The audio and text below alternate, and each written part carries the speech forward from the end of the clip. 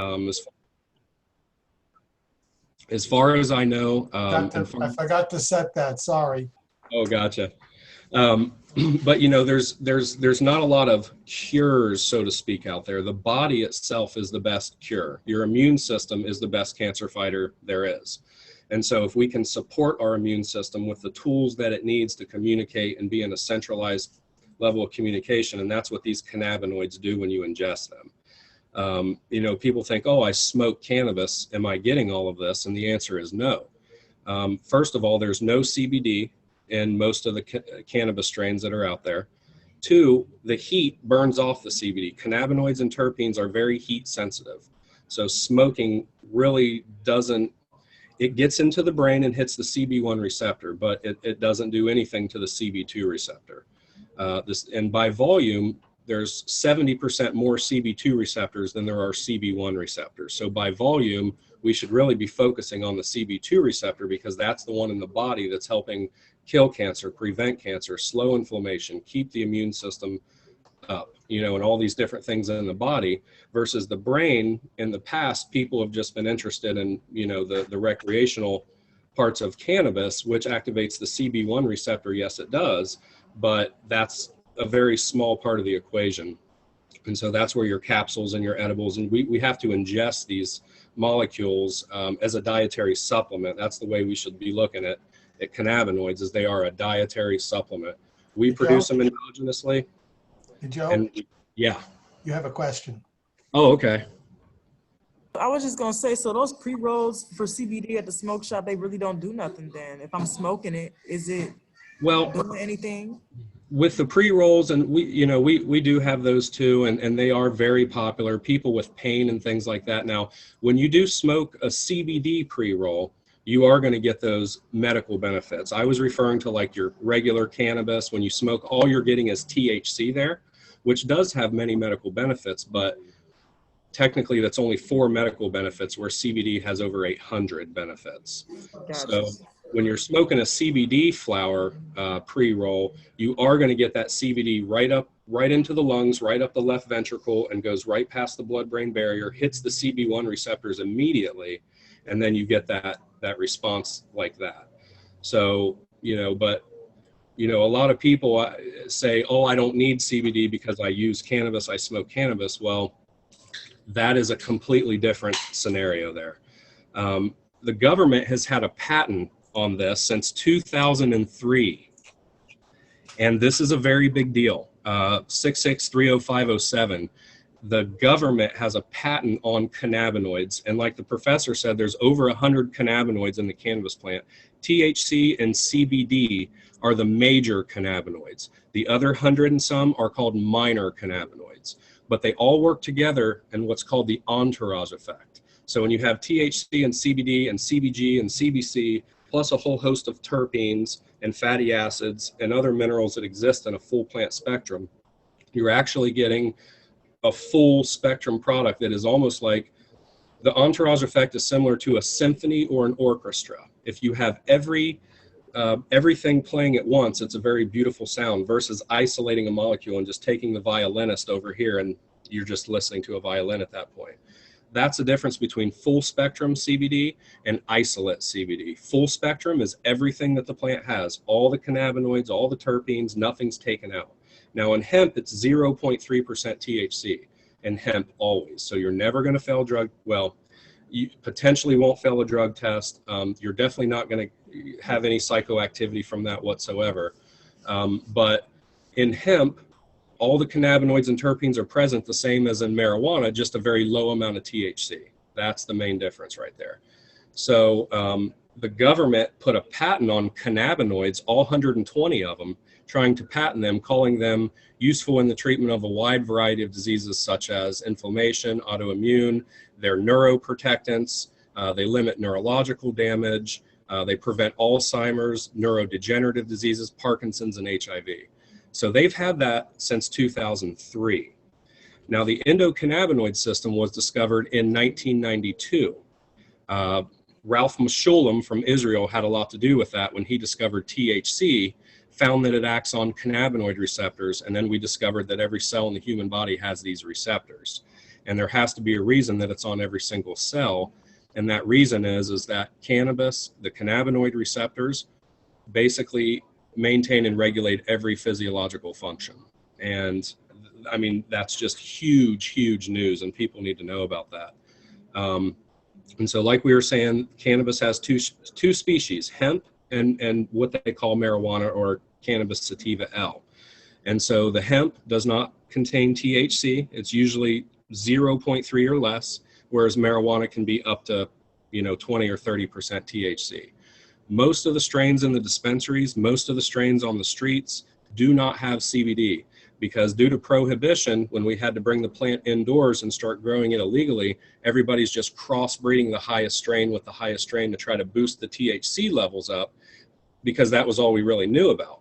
But now that CBD is been discovered as being the most medicinal part of the plant, we're now crossbreeding CBD back into the plants, and now we have high CBD strains now, and that's what's really getting very popular. So we can go to the next slide. Here's some benefits of CBD versus THC. You won't get any drowsiness with CBD. It's non-psychoactive. It's neuroprotectant, stops seizures, prevents seizures and things of that nature. It's an antioxidant, antipsychotic, anti-inflammatory, anti-tumor, and there's literally no side effects. Whereas THC can produce what they call negative side effects, such as anxiety, paranoia. It's very psychoactive, and that can be triggering for some people with different disorders. So THC is a little bit more risky to use, especially for people that haven't used it before, because you can potentially turn them off of cannabinoid therapy if they have a bad experience with THC. So another little quick thing is, if you have a 1-to-1, which is 1 part CBD to 1 part THC, a lot of times you won't experience any of those negative side effects of THC, because the CBD is an uptake inhibitor on the receptor. So CBD is more like a modulator. It's not going to allow the receptor to uptake too much THC, thus causing all those negative side effects. So really, I look at CBD as the yin to the yang. If you're going to use cannabis, you should really have CBD in there, because you're missing out on 90% of the benefits, by not having the CBD in there. So what a lot of people do, since there's no CBD in any of the strains, you use a product and you just put the oil under your tongue, and you've got the CBD in your body at that point, and it's acting on the receptors. We can go to the next slide. So again, you've got the CB1 receptors. They are mainly in the brain and the central nervous system. They're in a few organs in men, and they're spread throughout, but they're mainly in the brain and the central nervous system. That's why when you take an oil, you feel it in the brain, because it goes right to the brain and hits those CB1 receptors.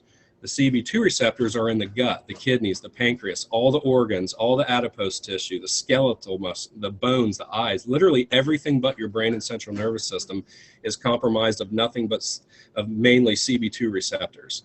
And so that's why when you take an edible or you take a capsule, you're getting all of those body responses from the CB2 receptor being activated there. So really the best way to do it is take oil under the tongue to activate the CB1 receptor, and take a capsule once a day to activate the CB2 receptor. So at that point, with both receptors activated, you're really getting closer to that homeostasis or homeostatic being that your body's always trying to achieve. We go to the next one. Okay, so there's different ways to use CBD. Tinctures or oils that go under your tongue. They absorb sublingually with those two big blue vessels under your tongue. Those are the closest vessels to the surface of your skin. The next ones are on your arm here. You can see the blue vessels. And when you take oil under the tongue, it absorbs through those vessels, goes right into the brain, and you feel the neurological effects immediately. Vapors are the same thing. When you inhale, it goes straight to the brain. You feel that, but they wear off very quickly. Concentrates, that's another thing that you're vaping. It does have a very immediate effect, but it might wear off after 3 or 4 hours. Topicals are an isolated thing, where if you have a bum knee, or if you have a bruise, or if you have some kind of muscle aches and pains, you can put a topical on there, and you're activating your CB2 receptors, because your skin is covered in CB2 receptors, and your skin is the largest organ in the human body. So by volume, your skin has the most CB2 receptors. So when you're putting topicals on your skin, you're activating those CB2 receptors, which can potentially shut off inflammation responses, rebuild the cells a lot faster. There's many, many benefits to topicals. Capsules, to me, is the most important thing. You know, to be honest, most people are into the oils and the vapes and gummies. Gummies do go down through digestion, but they don't make their way as far into the small intestine. So 70 to 80% of our immune system is in our intestine. So it's important to get the CBD down to that area versus being in the stomach where bile and acids are tearing it up and metabolizing it and degrading it. Gummies, that's kind of what happens with gummies. You chew it up in the mouth, it absorbs sublingually, so you do get that quick response, and then you swallow the rest, but it doesn't really make its way as far down into the GI tract as a capsule does. So I have seen the most miracles with capsules. Oils are a very fast way to get it into the brain, so that's great for anxiety, but doing both is actually the best way to do it. Take one capsule a day, and then your oil morning and night is what most people do. Because oil really helps us sleep. The sleep centers in the brain, so that would make sense to do oil because that goes straight to the brain. And so that's what a lot of people are doing. One capsule a day for the body, and then oil twice a day for the mind is really the best regimen that I've seen in the 7 years that I've been doing this. Is there another slide? No. So do we have questions for Joe? We can give him a round of applause first. You can turn off on. If you want to make it audible, you can make it audible. Virtual. Well, thank you. Questions for Joe? Yeah, fire away. I have a question. So where is your store in Columbus? So it's in Clintonville, right off of High Street, off of Pacemont. If you Google Columbus Botanical Depot, we'll come up there. Same with Cincinnati. But it's basically a few miles north of OSU campus in Clintonville. Okay, gotcha. I was just wondering because I'm pretty sure I've seen it before. Is it right across from D.R. O'Neill? Yes, that's exactly right. Yeah. I used to do landscaping at a couple of properties around there, and I always saw your store. Oh, okay, cool. Yeah, you ought to stop in. We offer free samples to anyone that comes in. We're not here trying to sell stuff. We're here trying to educate the public. And to me, that is way more important. You know, there's been a million CBD stores pop up here over the last year. I was the first CBD store in the United States to open, and I did that in the midst of all of the illegalities that were going on. The Ohio Pharmacy Board came in and tried to shut me down. I refused to shut down. I told them I'm willing to go to jail for this cause, and they put me on the front page of the Columbus Dispatch over it. And the next morning there was a mile-long line of old ladies out the door. And that was not my intention, but you know, the point is I believe in this cause, and I'm willing to do whatever it takes to get this message out to people.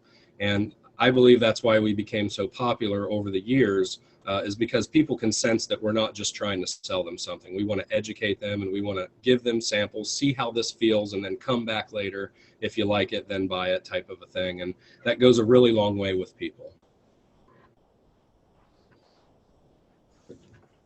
Other questions? Yeah, next. Yes, I have a question. Okay, Yeah.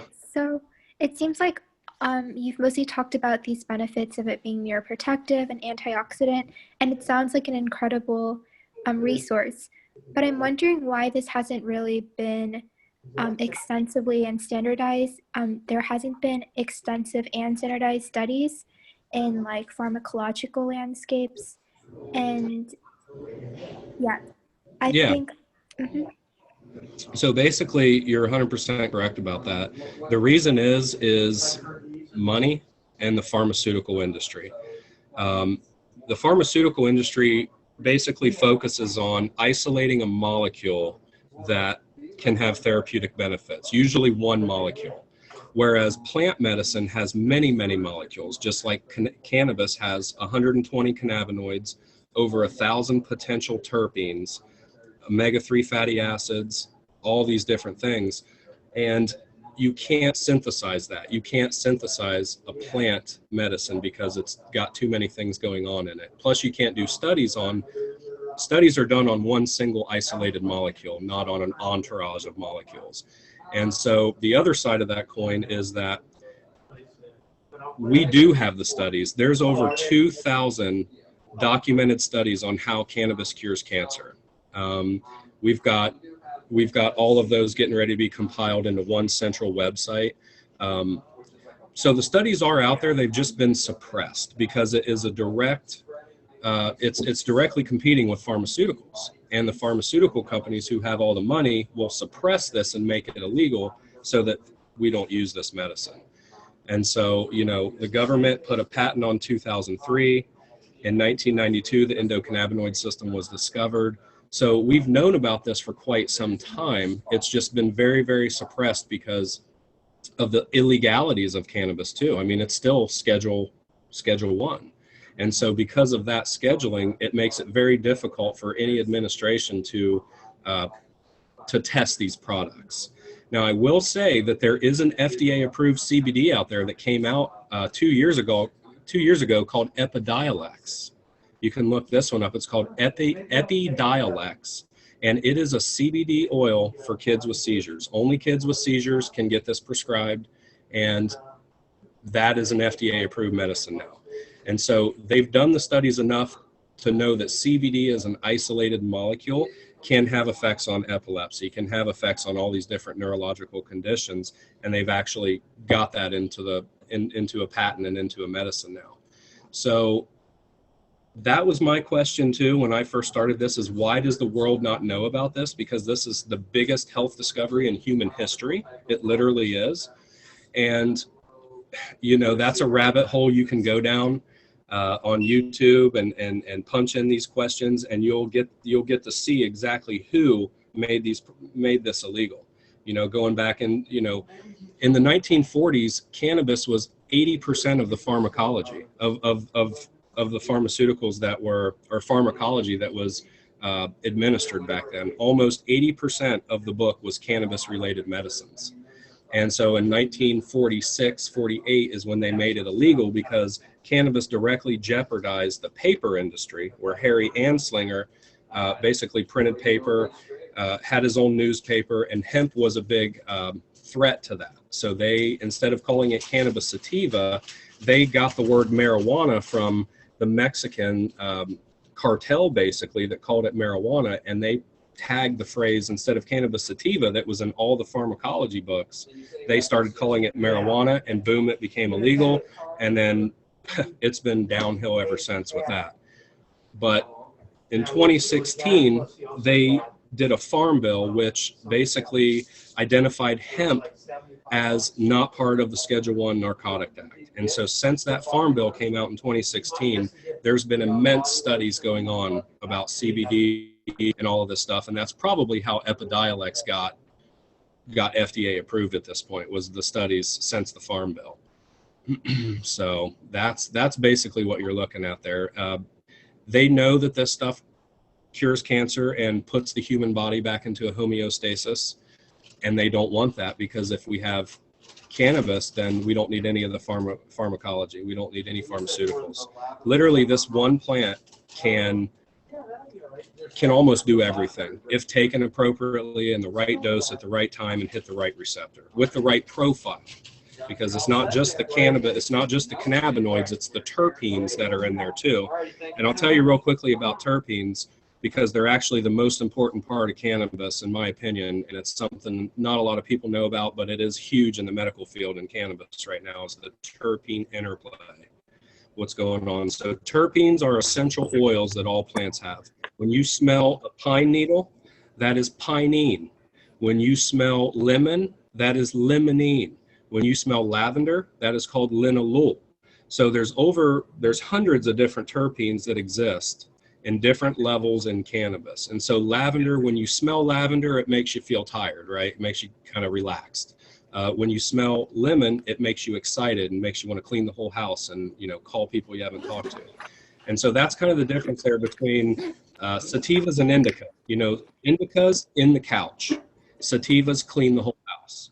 And what's really going on there is indicas have a lot of myrcene. Myrcene is the terpene that exists in mango. So I don't know if you ever heard, if you ingest mango before you use cannabis, it actually elevates.